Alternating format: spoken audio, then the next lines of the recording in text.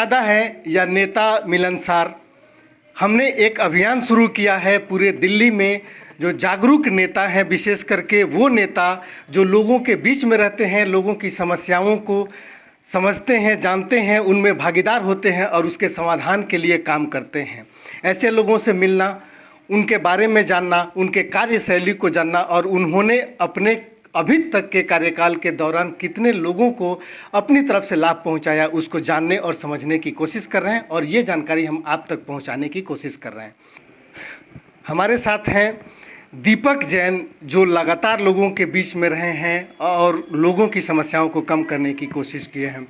दीपक जी, सबसे पहले तो स्वागत है और धन्यवाद हमें अपना इतना व्यस्त समय में से हमारे लिए टाइम निकालने के लिए। ऐसे कौन कौन सी समस्याएं हैं और जिसके लिए आपके पास लोग लगातार आते रहे हैं? सबसे पहले तो आप मुझे ये बताएं कि इतने व्यस्त कार्यक्रम, इतनी व्यस्तताओं के बीच आप कैसे समय निकाल पाते हैं अपने लिए भी और लोगों के लिए भी? देखिए, अपने लिए समय निकालने वाली जो बात है, जब आप सार्वजनिक जीवन में आ जाते हैं, मुझे नहीं लगता फिर आपका कोई निजी जीवन बचता है और बचना भी नहीं चाहिए। हर सामाजिक व्यक्ति की जिम्मेदारी सिर्फ समाज के लिए होनी चाहिए। उसे अपना 100% समाज को देना चाहिए। फिर भी थोड़ा बहुत टाइम, जैसे कि कई बार घर वाले भी कहने लगते हैं कि आप घर को होटल की तरह इस्तेमाल करते हैं, सुबह निकल जाते हैं, रात को आके सो जाते हैं। मात्र जैसे होटल में आदमी सोने जाता है, उसी प्रकार आप घर को इस्तेमाल करते हैं। पर बड़ी खुशी मिलती है कि अपने जीवन में ऐसा एक मंच मिला जहां हम अपने अलावा लोगों की सेवा कर सकें। राजनीति में आए आप लोगों ने, अन्ना आंदोलन से आपने एक कहें कि अभी आप 18 साल के भी नहीं हुए होंगे, उस समय से आप इस आंदोलन से प्रभावित हुए और राजनीति में आए, लोगों की समस्याओं के लिए काम किया, आपने आंदोलन में काम किया। अब जब आम आदमी पार्टी सत्ता में है और आप लोग लोगों के बीच में हैं, एक परिवर्तन का लक्ष्य ले करके किस तरीके से मैनेज करते हैं प्रतिदिन? आपकी क्या दिनचर्या होती है? कितने लोग आपके पास अपनी समस्याएं लेकर के आते हैं? एक औसत बताएं। देखिए, सबसे पहले तो आपने भी कहा कि अन्ना आंदोलन से आम आदमी पार्टी की शुरुआत हुई। अन्ना आंदोलन में जब हम थे, जब अन्ना जी का और माननीय अरविंद केजरीवाल जी का जो संकल्प था, स्वराज का संकल्प था, उस स्वराज की और आम आदमी पार्टी की जो मूल अवधारणा है, वो सिर्फ ये है कि आम आदमी को मूलभूत सुविधाएं अच्छे से मिल सकें। उनकी समस्याओं पर उनके सामने एक उनका प्रतिनिधि चट्टान की तरह खड़ा हो कि आपको अगर समस्या है तो उस समस्या का निवारण हम करेंगे। प्रतिदिन की दिनचर्या आपने बताई, तो मैं आपको एक दो चीज़ें दिखाना चाहता हूँ। हम डेली सुबह 7 बजे मैं और कुछ हमारे साथी उठते हैं और 7 बजे तक, 7:30 तक हम तैयार होकर, एक ये हमारा एक व्हाट्सएप ग्रुप है जिस पे जनसंपर्क कार्यक्रम है, ये मैं दिखाता हूँ। इस जनसंपर्क कार्यक्रम ग्रुप पे हम ऐसे पूरा शेड्यूल डाल देते हैं कि आज हम सुबह यहाँ जाएंगे। आप देखेंगे कि सुबह 8 बजे यहाँ से शुरुआत करेंगे, सुबह 9 बजे से शुरुआत करेंगे, सुबह 10 से शुरुआत करेंगे, या फिर आप देखेंगे सुबह 8 बजे से शुरुआत है, 7 बजे से शुरुआत है। ये उन लोगों के एड्रेस और नाम हैं जिनकी पहले दिन हमें समस्या मिलती है।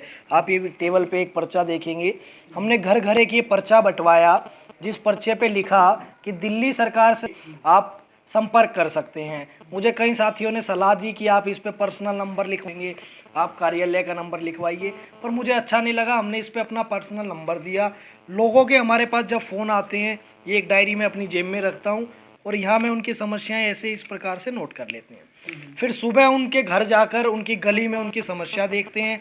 अगर आप पिछले दिन से हमारा फेसबुक का कुछ पेज या आईडी देखें तो आप देखेंगे हम प्रतिदिन किस प्रकार लोगों की, हाँ एक सेकंड, ये देखिए, जैसे ये R1Q1 वाली गली से समस्या आई, स्थानीय महिलाओं से उनकी गली में ही मिलकर, ये उनकी जैसे जैसे समस्याएं उनकी गलियों में ही जाकर उस समस्या को सुनते हैं। और ये जो पिछले दिनों हमें कुछ समस्याएं मिली, ये उस व्यक्ति का नाम है, उनका पता है, फ़ोन नंबर है, समस्या है और उसके आगे समस्या का विवरण भी है, ताकि हम इसको फॉलोअप कर सकें। और आप देखेंगे लगभग समस्याएं हमने सुलझा दी हैं। और ये इतना सब करने की जो शक्ति हमारे माननीय विधायक श्री महेंद्र गोयल जी से जो साहस हमें मिला, जो शक्ति हमें मिली, उसके तहत हम अपने क्षेत्र में जनसंपर्क और जनकार्य कर रहे हैं। ठीक है। अच्छा, अब आते हैं बुद्ध विहार में। आपने अपना प्रमुख कार्यक्षेत्र बनाया है। बुद्ध विहार एक ऐसा इलाका है जो सामान्य और निम्न आय वर्ग का इलाका माना जाता है, अनऑथराइज क्षेत्रों में आता है। ऐसे में यहाँ की जो समस्याएं हैं बाकी जगह की समस्याओं से बिल्कुल अलग हैं। किस प्रकार की समस्याएं सबसे ज़्यादा आती हैं? बिजली है, पानी है, सड़क, शिक्षा, स्वास्थ्य में? देखिए, अगर हम बात करें सड़क, सीवर, पानी, बिजली की, तो मैं आज बड़े गर्व से कह सकता हूं कि जब मैं बैठकर आपसे बात कर रहा हूं, हमारे माननीय विधायक श्री महेंद्र गोयल जी ने पिछले 7 वर्षों में इस क्षेत्र से पानी की समस्या तो बिल्कुल ही ख़त्म कर दी है। हाँ, निरंतर कुछ जो समस्याएं हैं, कभी गंदा पानी आ गया, कोई कनेक्शन लीक कर गया, वो भी समस्या नाम मात्र, रेगुलर समस्याएं आती रहती हैं। बिजली की समस्या तो ऐसी है कि इन्वेटर कंपनी वाले और इन्वेटर दुकान वाले हमारे इस क्षेत्र से बाहर हो चुके हैं। 24 घंटे में से 24 मिनट या यूँ कहें 24 सेकंड भी बिजली इस क्षेत्र की नहीं जाती है। आज से 7 वर्ष पहले जब दिल्ली में माननीय मुख्यमंत्री अरविंद केजरीवाल जी की सरकार नहीं थी, रिठाला विधानसभा के हमारे विधायक जी नहीं थे, तो मैं इस क्षेत्र में जब से रह रहा हूँ, जब मैं मात्र 4 वर्ष का था, इस क्षेत्र के अंदर 8 से 9 घंटे बिजली जाना आम बात होती थी। आदमी ने अपना शेड्यूल बनाया हुआ था परिवारों ने कि भैया इतने बजे तक मोटर चला लें, इतने बजे तक महिलाएं कपड़े धो लें, क्योंकि फिर लाइट नहीं होगी। बड़ा गर्व का विषय है कि 24 मिनट 24 घंटे में से 24 सेकंड भी इस एरिया की बिजली नहीं जाती है। सड़कों की और सीवर की, हमारे इस पूरे बुद्ध विहार फेज़ 1 के अंदर, या यूँ कहें बराबर वाले फेज़ 2 के भी अंदर, पूरी विधानसभा के अंदर 14 अनऑथराइज कॉलोनीज में सीवर लाइन का कार्य माननीय मुख्यमंत्री जी ने शुभारंभ किया था। वो कार्य प्रगति पे है। अगले 4 महीने के अंदर बुद्ध विहार फेज़ 1 हमारा सीवर डलकर कंप्लीट हो जाएगा।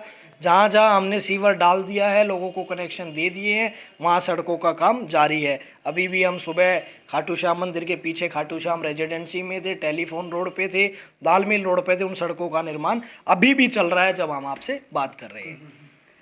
पेंशन की बात करें, जैसे हमने बात किया कि निम्न आय वर्ग के लोग ज़्यादा हैं, पेंशन को लेकर के विशेष करके बुजुर्गों में, महिलाओं में, जो विधवा महिलाएं हैं उनमें और अन्य लोगों में एक उम्मीद सी रहती है कि एक के लोगों के लिए, विशेष करके जो आम लोग हैं उनके लिए तो और भी समस्या है। उनको जानकारी नहीं है, उनको कैसे फॉर्म भरना है, कहाँ जाना है, कैसे करना है। इस समस्या के समाधान के लिए आप कैसे करते हैं? निश्चित ही ये एक बड़ी समस्या है, और इस साल ये समस्या और ज़्यादा देखने को मिली। उसका कारण रहा कि कोरोना ने बहुत से लोगों का व्यापार, उनका काम, उनकी नौकरी बिल्कुल ठप करके रख दिया।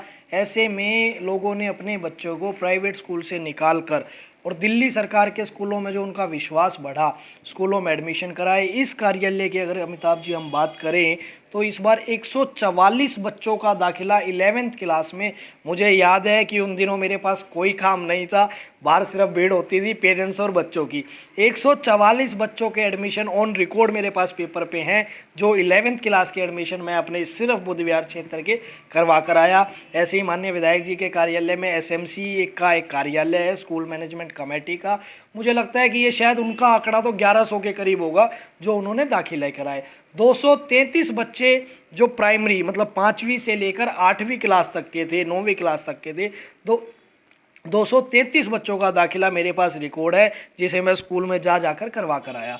और मुझे विश्वास है कि हमारे 5 वार्ड के अंदर जो हमारे साथी हैं, उन्होंने अपने अपने क्षेत्र के स्कूलों में इस बार बड़ी संख्या में दाखिले कराए। हालांकि स्कूलों के लिए एक चुनौती थी कि स्कूलों में बिल्डिंगों का काम जारी है, निर्माण हो रहा है, और ऐसे में और बच्चे एक्स्ट्रा आ जाने, पहले के ही बच्चे ज़्यादा थे और बच्चे ज़्यादा आ जाने, फिर भी माननीय उप मुख्यमंत्री श्री मनीष सिसोदिया जी का निर्देश था कि किसी भी बच्चे को दाखिले से वंचित ना रखा जाए। बड़ी संख्या में इस बार दाखिले सरकारी स्कूलों में हुए, और जो लोगों की समस्याएं थी उसमें हमने जी तोड़ मदद भी की।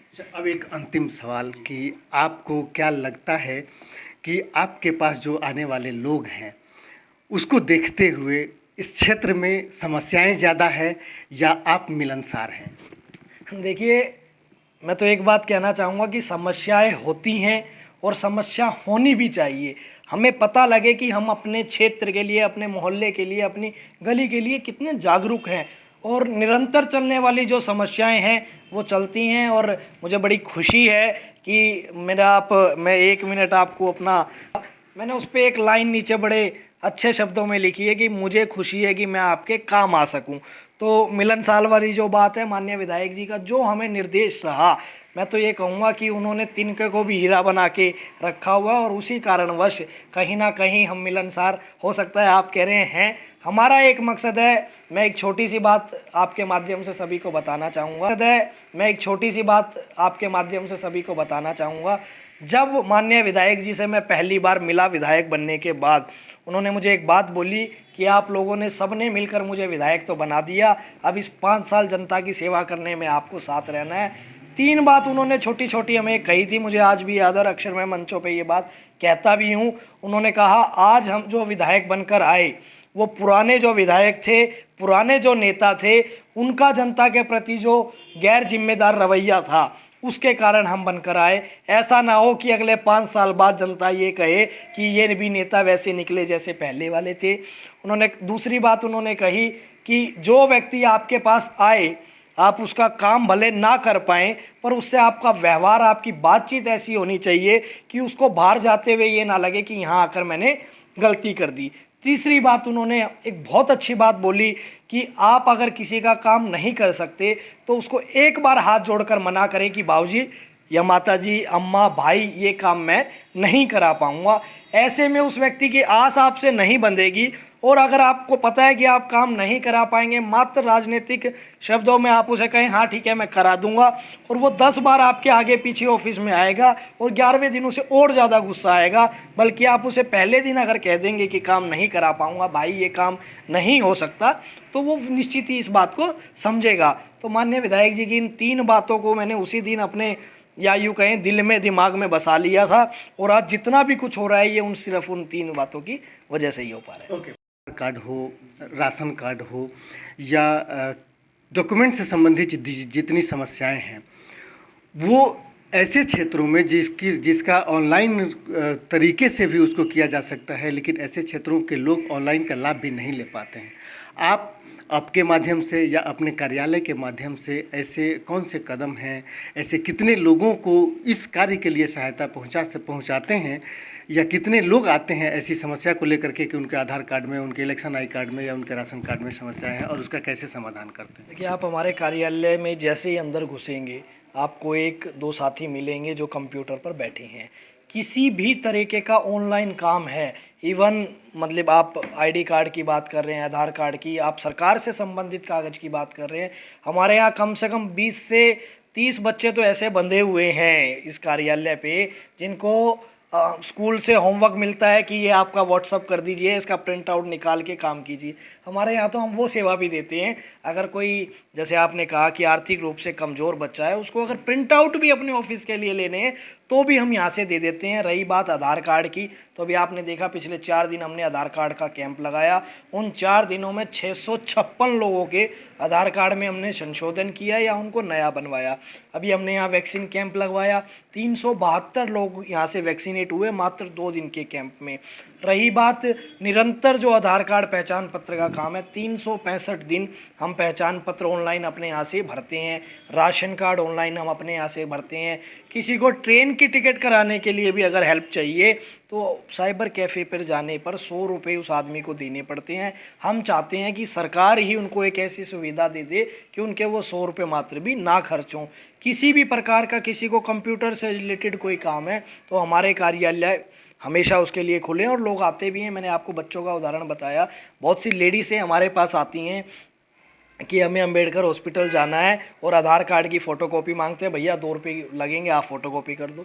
हम उसके लिए भी फ़ोटोकॉपी यहाँ से रेगुलर करते रहते हैं। अच्छा, बहुत से लोग ऐसे हैं जो स्वास्थ्य के क्षेत्र में सरकारी लाभ जो दिल्ली सरकार के द्वारा दिया जा रहा है वो एक महत्वपूर्ण लाभ है। कैसे, कितने ऐसे लोग हैं जो आपके पास एक विधायक जी के माध्यम से या फिर आपके माध्यम से आते हैं जो स्वास्थ्य से संबंधित अपनी सहायता आपसे चाहते हैं और आप उनकी मदद कर पाते हैं? देखो, जब स्वास्थ्य क्षेत्र की बात आई है तो सबसे पहले मैं हमारे माननीय मुख्यमंत्री श्री अरविंद केजरीवाल जी, स्वास्थ्य मंत्री श्री सत्येंद्र जैन जी और माननीय विधायक जी हमारे अंबेडकर के चेयरमैन हैं महेंद्र गोयल जी, उन सबको दिल से सैल्यूट करना चाहता हूं कि आज जब हम बैठकर बात कर रहे हैं उन्होंने स्वास्थ्य क्षेत्र को और अंबेडकर अस्पताल को इस बुलंदी पर पहुंचा दिया है कि अब आम जनमानस का सरकारी अस्पतालों में विश्वास होने लगा है।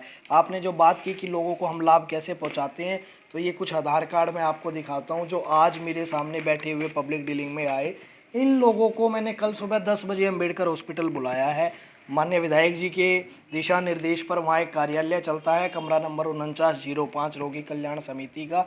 उसमें मैं कल सुबह इन सब लोगों को लेकर जाऊंगा। इनकी जिस जिस बीमारी से संबंधित पर्चे हैं वो वहाँ बनवाकर और इनका इलाज मैं खुद करवाकर उनको यहाँ लेकर आऊँगा।